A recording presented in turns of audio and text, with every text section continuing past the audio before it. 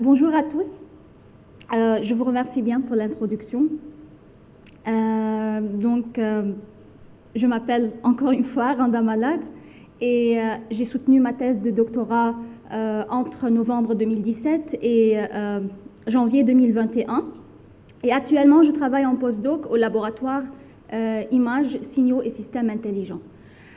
J'ai le plaisir de vous présenter aujourd'hui un aperçu de mes activités de recherche parce que ça pourra s'intégrer dans le cadre de cette journée.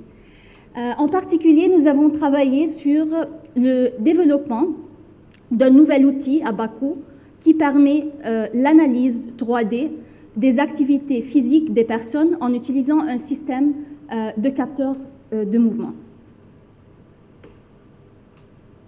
Voilà, donc je vais présenter cet outil. Déjà, pour commencer, je vais parler un peu du contexte général, un peu de théorie. Je vais essayer d'éviter de parler des équations, des formulations le maximum possible. Puis je vais parler d'une application particulière ou bien sûr comment on peut évaluer les activités physiques d'une personne en utilisant cet outil. Et donc, enfin, je vais parler de l'un des travaux à venir pour compléter la validation de cet outil. Voilà, donc commençons par la première partie de cette présentation, état de l'art et motivation. Déjà, pour commencer par parler d'une façon plus générale sur la partie analyse de mouvement, le thème de l'analyse du mouvement humain est d'un grand intérêt dans différents domaines, y compris le domaine de la biomécanique, par exemple. Donc, voici quelques exemples d'applications là où on a intérêt à quantifier et à analyser le mouvement humain, tels que l'ergonomie industrielle, la rééducation fonctionnelle, l'analyse du sport, et d'autres domaines d'application liés à la robotique d'assistance en utilisant des robots exosquelettes ou des prothèses. Dans le domaine de la rééducation en particulier, on voit bien, là, selon une récente étude, l'évolution du nombre des personnes affectées de troubles moteurs dans le monde, tels que la maladie de Parkinson, l'AVC, les troubles en raison de vieillissement et autres. Selon le rapport mondial sur les incapacités motrices, un processus de rééducation commence par identifier les problèmes et les besoins du patient, relier ces problèmes à des facteurs pertinents de l'état du patient, puis définir des objectifs de rééducation pour aborder ou bien pour corriger ces facteurs et appliquer alors des traitements pour répondre à ces objectifs. Et donc, enfin, évaluer les effets de ces traitements. Et donc, c'est à ce stade-là qu'un outil de quantification du mouvement humain sera d'un grand avantage pour renforcer quantitativement le diagnostic médical. Par exemple, il sera utile pour détecter ou évaluer si le patient effectue correctement les exercices prescrits par le médecin, pour suivre son évolution et même pour évaluer l'efficacité d'un traitement donné tout au long d'un processus de rééducation. Maintenant, cependant, la quantification du mouvement humain peut être un défi très difficile dans la pratique, surtout si nous souhaitons passer du laboratoire à un contexte clinique ou même à domicile, là où les conditions de mesure peuvent être beaucoup plus difficiles et là où il y aura besoin d'utiliser des capteurs à bas coût, des capteurs ergonomiques portables, faciles à utiliser, mais en même temps suffisamment précis pour l'utilisation dans des applications médicales. Voilà, et donc dans ce contexte-là, la question à laquelle il faut toujours répondre, quels outils de quantification de mouvement humain nous pouvons alors utiliser pour adresser ce défi? Les outils de quantification du mouvement humain ont été largement étudiés et peuvent varier des centrales inertielles à très faible coût à des systèmes de stéréophotogrammétrie très chers, avec généralement un compromis prix-précision. Les systèmes stéréophotogrammétriques sont considérés la référence dans le domaine. Donc, ils utilisent un nombre de caméras infrarouges pour reconstruire la position 3D d'un nombre de marqueurs infrarouges placés sur les segments du corps humain. En effet, ce sont des systèmes qui sont utilisés pour réaliser des images de synthèse, telles que celles que l'on peut voir dans des films comme Avatar, dans des jeux vidéo comme FIFA par exemple. Bon. Maintenant, une fois qu'on a les données des marqueurs mesurées, les positions 3D des marqueurs mesurées avec un post-traitement typique, il sera possible de calculer les angles articulaires ou bien les orientations de segments corporels. Cependant, malgré la très bonne précision de ces systèmes, ils souffrent d'un nombre de limites. Par exemple, ce type de système est encore très cher, c'est difficile à utiliser. Il y a beaucoup de câbles, il faut beaucoup de calibration, même en post-traitement, il demande pas mal d'expertise. Il souffre d'occlusion lorsque les marqueurs sont invisibles par rapport aux caméras. Il nécessite un espace suffisamment grand pour installer tout le matériel. Et donc, à cause de toutes ces raisons-là, à cause de toutes ces limites-là, l'utilisation de ces systèmes est limitée au laboratoire. Alternativement, les centrales inertielles ont été largement étudiées pour mesurer la cinématique, donc le mouvement du corps humain. Ces capteurs sont composés les centrales inertielles, ces systèmes sont composés de capteurs intégrant un accéléromètre, un gyroscope et souvent un magnétomètre. Et ils présentent de nombreux avantages, comme par exemple leur taille peu imposable, leur prix relativement pas cher. Ils sont faciles à utiliser, il n'y a pas le problème d'occlusion en utilisant ces capteurs, et même ils peuvent être utilisés dans différentes applications, soit à l'intérieur, soit à l'extérieur, en plein air. Par contre, les données inertielles de ces capteurs souffrent d'une large erreur de dérive lorsqu'elles sont intégrées. Et donc, voilà, même si cette erreur de dérive peut entraîner une large erreur au niveau de l'estimé de la pose, donc de la position et de l'orientation du capteur. Même si le magnétomètre est là pour corriger cette erreur de dérive, ce dernier il va être sensible aux interférences magnétiques et donc il va entraîner une dérive encore supplémentaire. Et donc, l'estimation précise de la cinématique ou bien du mouvement humain en 3D, en utilisant des outils à bas coût, reste un défi. Ok, donc dans ce contexte, notre objectif est de développer un outil suffisamment précis pour l'estimation de la cinématique articulaire 3D du mouvement humain, avec une précision inférieure à 5 degrés. C'est la précision en fait qui existe dans la littérature jusqu'à présent pour les applications de la rééducation. Et nous souhaitons développer cet outil en n'utilisant que des capteurs à bas coût, capteurs portables, faciles à utiliser, qui peuvent être utilisés même à domicile. Et donc, évidemment, nous avons besoin de valider notre outil par rapport à un système stéréophotogrammétrique de référence. Donc voilà, maintenant, passons à la deuxième partie de cette présentation, le système de quantification du mouvement humain qu'on a développé. Pour éviter tout détail de calcul des équations mathématiques, donc là, je vais vous présenter notre approche, notre système sous forme de schéma bloc. Donc, en particulier, là, il est constitué de 3 blocs ou bien de 3 étapes principales.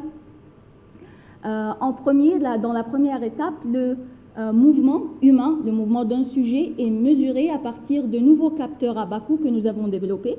Dans une deuxième étape, un modèle biomécanique du corps humain qui définit bien les angles articulaires à estimer. Il est développé et ce modèle biomécanique nécessite une phase de calibration préalable pour chaque sujet, par exemple pour déterminer ses longueurs de segments, les positions de ses centres articulaires et même l'emplacement des capteurs sur ces segments corporels. Donc, en d'autres termes, définir le lien ou bien la transformation entre les orientations des capteurs et les orientations des segments corporels sur lesquels ils sont attachés. Maintenant, une fois qu'on a les données des capteurs mesurées, les données de calibration, dans une troisième étape, un algorithme de cinématique inverse est développé pour l'estimation des angles articulaires. Et donc, ces angles articulaires sont après validés ou bien comparés avec ceux calculés à partir d'un système stéréophotogrammétrique de référence. Donc, commençons par la première étape, capteurs et mesure. Voilà, donc pour mesurer le mouvement humain, on a développé un outil visuel inertiel basé uniquement sur des capteurs à bas coût. Pour ce faire, nous avons proposé d'utiliser des centrales inertielles à très faible coût, avec une caméra RGB capable de détecter les positions et les orientations de marqueurs de réalité augmentée en utilisant des bibliothèques open source de vision par ordinateur. Maintenant, vu que chacun de ces capteurs, il souffre d'imprécisions, en particulier le drift dans le cas des IMU, ou bien dans le cas de centrales inertielles, pardon, et l'occlusion dans le cas des marqueurs, ce que nous avons proposé, c'est d'utiliser les deux en même temps. Donc, ce qu'on a proposé, c'est d'attacher un marqueur de réalité augmenté au-dessus de chaque centrale, de chaque capteur centrale inertielle. Et donc, c'est ce qu'on a appelé une centrale visuelle inertielle, ou un VIMU, qui mesure en même temps, de manière synchrone, toutes les données de pose, position et orientation, et les données inertielles. Maintenant, nous avons développé deux prototypes de ce système.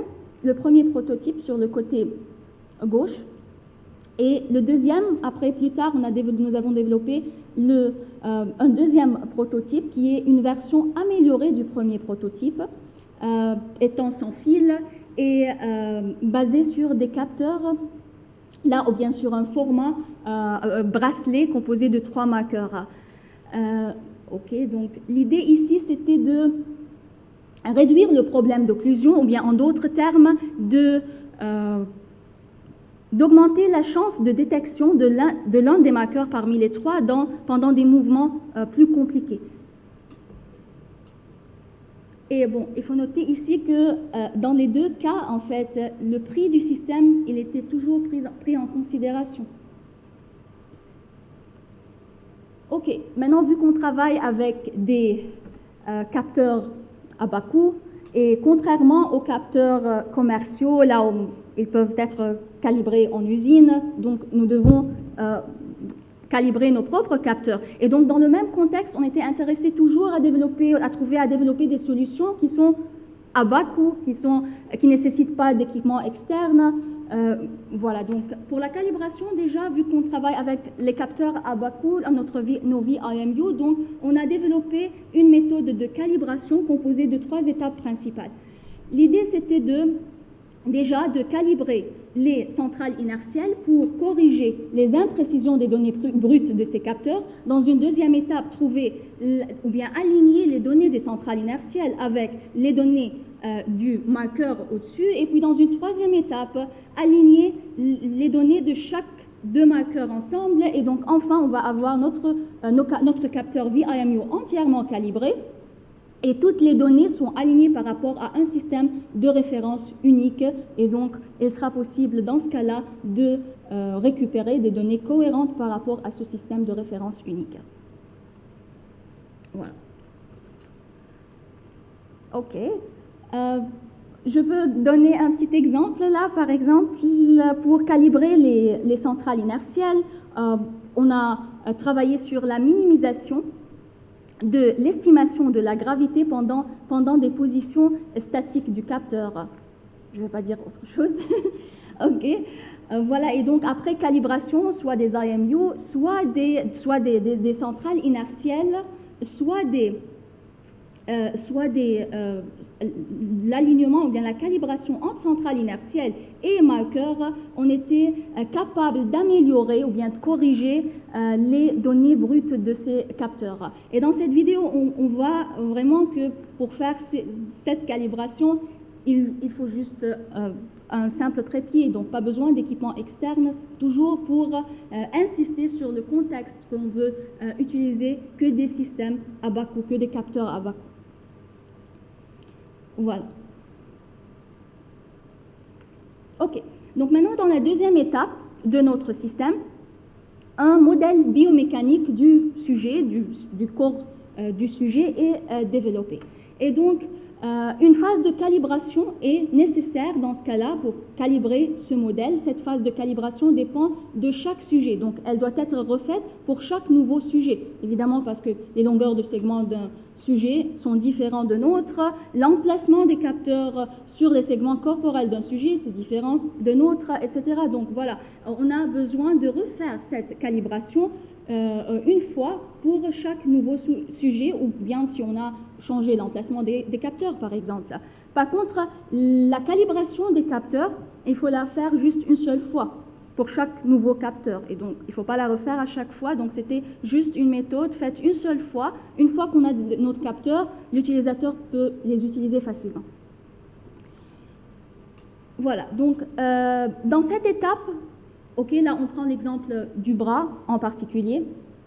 Donc, on était intéressé à calibrer la transformation entre le capteur, entre chaque VIMU placé sur le segment corporel et les repères anatomiques de ces segments corporels. Donc, encore une fois, quelle est la relation entre les orientations des capteurs et celle des segments corporels sur lesquels ils sont attachés.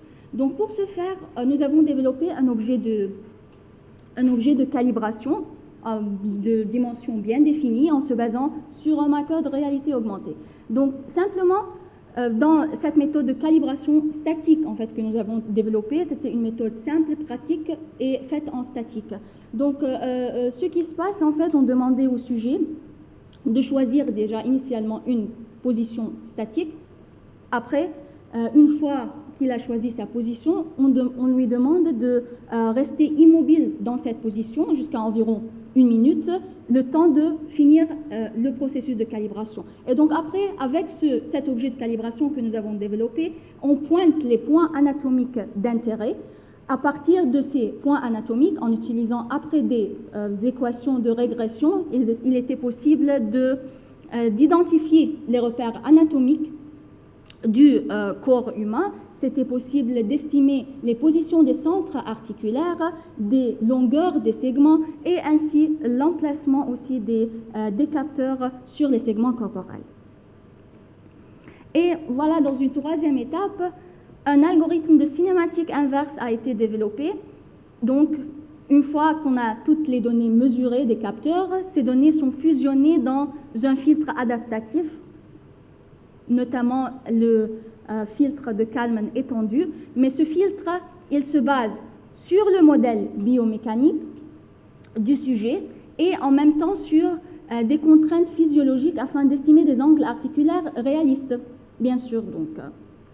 Donc il y a des contraintes physiologiques, par exemple, quelle est la marge de mouvement de chaque articulation. L'estimer des angles doit respecter cette marge de mouvement. Et pour estimer à la fin les trajectoires articulaires, donc les angles articulaires, les vitesses et les accélérations articulaires. Maintenant, pour valider notre système, on a utilisé d'abord une application pour l'évaluation des activités physiques de la vie quotidienne. Okay, donc, dans une première étude, notre objectif, c'était d'estimer les angles articulaires du bras pendant des tâches de rééducation quotidienne. Notamment, on était intéressé à estimer les angles articulaires pendant des tâches de rééducation de ce qu'on appelle test du frein. test de Frenchay modifié en français. Et voilà, donc ce test, c'est un test clinique utilisé en clinique. Et il est constitué de 10 tâches de rééducation quotidienne. Après, le médecin, pendant ce test, il va enregistrer une vidéo du patient en train d'effectuer chacune de ces tâches et il va évaluer à l'œil chacune de ces tâches en attribuant une note entre 0 et 10, 10 étant le mouvement normal. Donc ici, on peut voir deux exemples de mouvements voilà, réalisés par un patient, comme saisir, bouger une bouteille d'eau, peigner les cheveux, par exemple. Et donc, chacune de ces tâches, à l'œil, va être évaluée entre 0 et 10. Donc, on a lancé des manips, d'abord avec des sujets sains. On avait 9 sujets sains en total. Et voilà, c'était le setup, en fait, les expérimentations. Ça, c'était dans notre laboratoire. Voilà, avec les différents capteurs. Notamment ici, on a utilisé le premier prototype. Donc voilà, dans un contexte toujours de laboratoire dans ce cas-là. Une simple interface graphique a été utilisée pour enregistrer toutes les données nécessaires. Et puis, voilà, 6 tâches ont été réalisées par les 9 sujets. Par exemple de tâches qui ont été réalisées, saisir, bouger une bouteille d'eau, imiter de manger avec une fourchette, un couteau, tracer des lignes sur un cahier, voilà, brosser les dents, ouvrir, fermer un pot de confiture. Donc, ce sont les tâches du test de Frenchay, en fait. Et en comparant les résultats avec un système stéréophotogrammétrique de référence, on était capable d'estimer les angles articulaires, notamment cet angle articulaire, en fait, du bras. Donc là, on peut voir les résultats de cet angle articulaire du bras pendant la tâche, là où le sujet était en train de tracer des lignes sur un cahier. Et donc, on voit une précision relativement bonne, c'est inférieur à 5 degrés, avec un coefficient de corrélation aussi qui est très bien.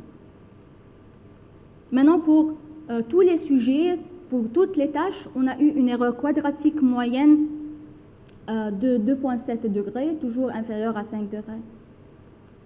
Pour valider plus notre outil, on a simulé un cas d'occlusion.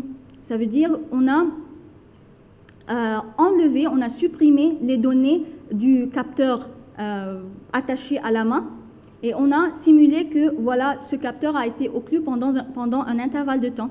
Et on a fait l'estimation des angles articulaires avec notre système. Par contre, c'était toujours possible d'avoir une estimation correcte là des angles articulaires et ça c'est grâce à la fusion de différents types de données. Donc même si on a l'occlusion de Maker, il y a toujours les centrales inertielles qui fonctionnent. Par contre, il ne faut pas avoir une occlusion pendant un long intervalle. Voilà, une autre étude qu'on a développée, c'était pour l'analyse de la marche. Donc voici le modèle biomécanique qu'on a développé, là, le modèle biomécanique des membres inférieurs, il est constitué de 7 segments connectés par 18 articulations. Donc l'objectif ici, c'était d'estimer les angles articulaires, ces 18 angles articulaires, mais cette fois-ci, on a augmenté le défi. Donc, on veut estimer tous ces angles-là, mais en utilisant un nombre réduit de capteurs, et notamment le nouveau prototype de capteur. Dans le cas normal, pour estimer la pose 3D, donc la position, l'orientation 3D d'un segment, il nous faut un capteur par segment. Donc ici, on a choisi d'utiliser seulement 3 capteurs pour estimer ces 18 articulations, ces 18 angles articulaires. Et en plus, on a comparé entre 2 systèmes différents, ou bien entre 2 modèles différents, pardon. Donc, le premier modèle, c'était le modèle qu'on a déjà utilisé dans notre première étude du Frenchay test, et c'était un modèle classique utilisé dans la littérature, et un deuxième modèle qui décrit mieux l'évolution des angles articulaires en mouvement. Donc ici, ce qu'on a fait, c'est qu'on a profité de la périodicité du mouvement de la marche pour avoir plus d'informations, et déjà aussi des informations, là, de plus qu'on a avec le nouveau prototype de capteur de VIMU, donc le capteur à 3 marqueurs, comme par exemple les transformations rigides entre marqueurs, et de la périodicité de la marche. Donc on a profité des informations en plus qu'on a dans ce cas-là pour estimer les angles articulaires 3D avec un nombre réduit de capteurs. Donc voilà, et on a estimé les angles articulaires alors, les trajectoires articulaires dans les deux cas des deux modèles, décrivant encore une fois l'évolution des trajectoires articulaires en mouvement. Et dans les deux cas, on a comparé les résultats par rapport à un système stéréophotogrammétrique de référence. Donc là, on a lancé des manips avec des sujets sains aussi. Donc c'était un mouvement de marche sur un treadmill. OK, donc on a utilisé le nouveau prototype de capteur à 3 marqueurs. Voilà, et ça, cette étude s'était réalisée au Japon, donc avec, je pense qu'il y avait, oui, 5 sujets sains, voilà. OK, donc il y avait 2 caméras en fait suivant les mouvements des 3 capteurs. Un sur le pelvis, au niveau du pelvis, et 2 autres au niveau des chevilles. Et donc voilà, avec notre système, on était capable d'estimer les angles articulaires dans le cas des 2 modèles. Et en comparaison avec un système stéréophotogrammétrique de référence, on était toujours capable d'avoir une erreur quadratique moyenne pour tous les sujets inférieurs à 5 degrés, c'était de 4 degrés, et un coefficient de corrélation de 0,7. Même avec les angles articulaires qu'on a estimés, on était capable d'estimer des paramètres, plus de paramètres de la marche, comme par exemple la longueur de pas. OK, on était capable de l'estimer, et même avec notre nouvel modèle, considérant la périodicité de la marche, on était capable même d'améliorer l'estimation de la longueur du pas. Aussi, avec les angles articulaires estimés, on était capable de calculer l'un des indices cliniques, ce qu'on appelle en anglais Gait Deviation Index. Donc ça, c'est un indice clinique qui nous donne une indication sur la qualité de la marche. Par exemple, si cet indice il est supérieur à 100, ça veut dire que la marche est normale. À chaque fois que cet indice il est inférieur par 10 degrés, c'est un indicateur qu'il y a un trouble de marche. Voilà, donc c'était estimé avec les données du système stéréophotogrammétrique et avec notre système dans le cas des 2 modèles. Maintenant, un des travaux à venir pour compléter la validation de notre système, c'est de le valider avec des sujets, des sujets patients dans un vrai contexte de rééducation cette fois-ci. Donc déjà, on a commencé un test préliminaire à l'hôpital avec une patiente en fait AVC, post-AVC. Et bien sûr, bien évidemment, on a découvert pas mal de difficultés avec des sujets patients que des sujets sains, logique. Et en fait, c'était après ce test-là que nous avons pensé à développer notre deuxième prototype à 3 marqueurs. Donc encore une fois, avec les mouvements compliqués du patient qu'on ne peut pas vraiment prédire, le capteur à 3 marqueurs, avec le capteur à 3 marqueurs, on croit qu'on va augmenter la chance de détecter l'un de ces 3 marqueurs, même si c'est de l'autre côté, pas dans ce cas-là, parce que ça bouge de l'autre côté de la caméra, mais au moins on peut avoir un marqueur parmi les 3 qui est détecté. Parce qu'encore une fois, même si on a des centrales inertielles, mais si on va avoir une occlusion pour une longue durée, ça va affecter, dans ce cas-là, on va avoir de nouveau le problème de dérive des centrales inertielles, donc ça va affecter la précision de l'estimation de la cinématique. Voilà, donc, OK, c'est tout. Voilà, merci pour votre attention.